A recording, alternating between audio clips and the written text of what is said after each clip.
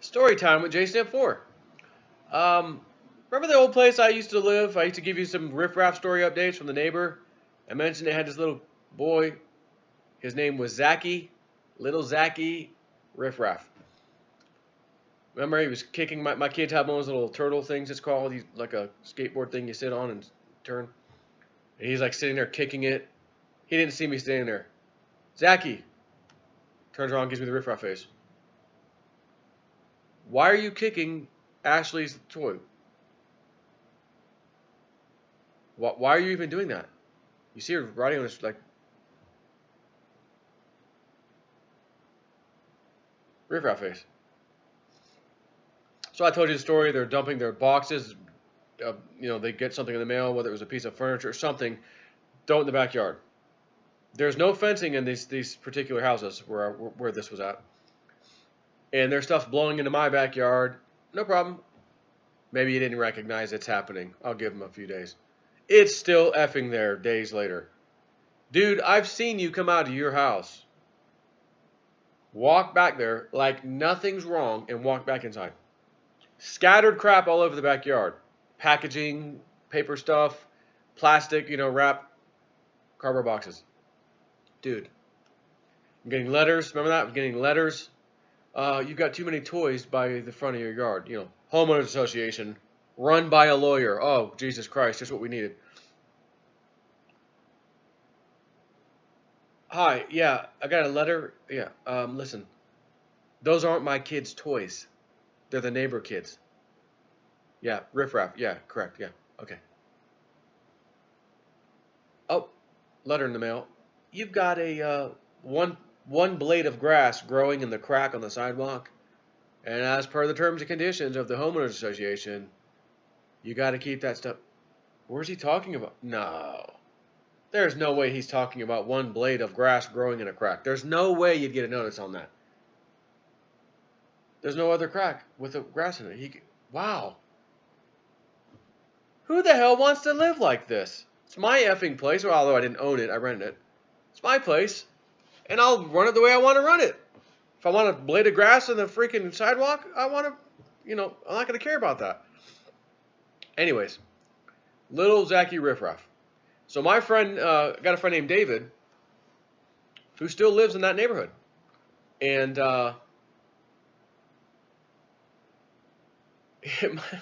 my wife goes, oh, we were at Tijuana Flats the other day in Brandon. Guess who we saw? Who? David. Oh, the old house? Yeah, cool. I eat lunch with him every great once in a while at over there. We meet up for lunch. So I'm like, oh yeah, not surprising. He loves that place. But he goes, oh, he didn't tell you about the Riff Raff story, did he? No, he didn't. What Riff? The Riff Raff neighbor we had still lives there. What?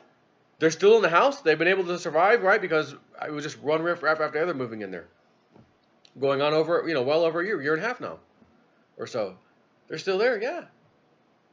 Okay, what's the Riff Raff story? Oh, Riff Raff was riding his bike, little Zachy Riff Raff, was riding his bike all the way down and around the corner, by chance, to right where my buddy David lives. And somehow decides, I'm going to ride my bike between these two parked cars. Yeah. And I want you to guess what happened. Little Zachy Riff Raff scratched the living crap out of one or both of the cars. Riff Raff, the gift that keeps on giving. And you thought I would not be out here telling you a Riff Raff story from that place. I mean, I'm not even over there. This house where we live, right next to us, and then all the way around the corner, down the street a block, that's where my buddy lived. Little Riff Raff Zachy was able to go all the way over there on his bike and pick, oh, these two cars look good. I think I'm going to go through them. Scratch. Oh, I bet his father has money to fix the car. No. Anyways, Riff Raff story, you got one. Not even a new Riff Raff. Not even my dad's Riff Raff, the original Riff Raff. That's like on TV, the original recipe. Original Riff Raff is my dad's guy.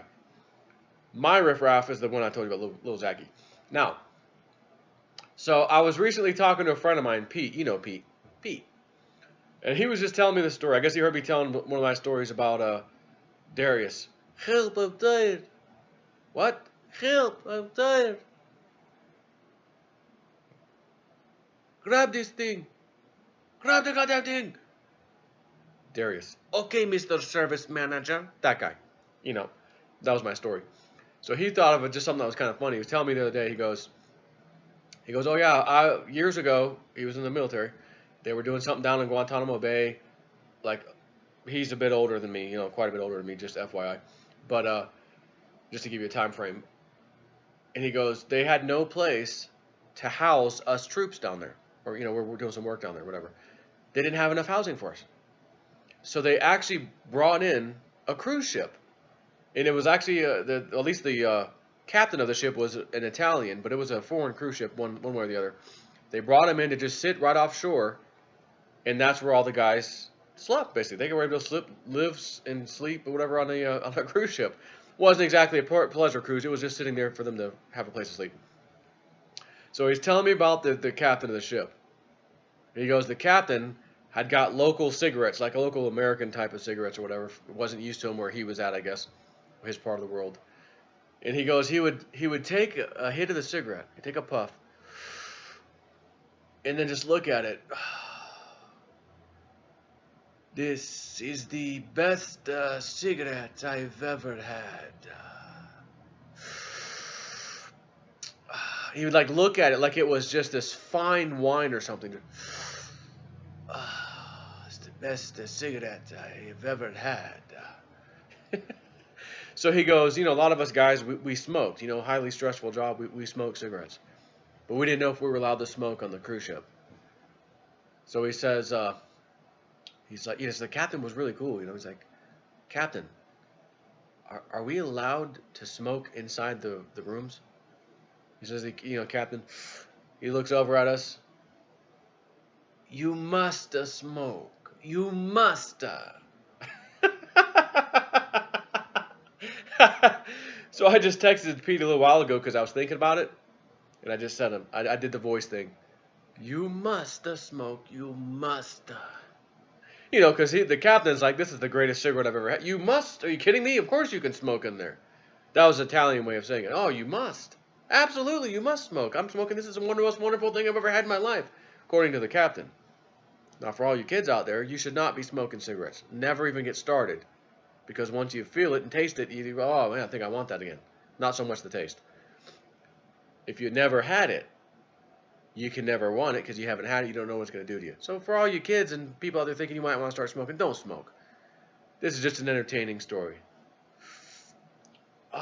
It's the best cigarette I've ever had. In that Italian, American broken English, whatever. Not so much broken. Captain, are we allowed to smoke in the rooms? You must smoke. That's it. That's the only video I got for you right now. I got all kinds of crap. I emailed myself. Oh, I'll do a video about it. The longer I talk, the longer it's going to take to upload. And I don't have time for silly little games. Take care.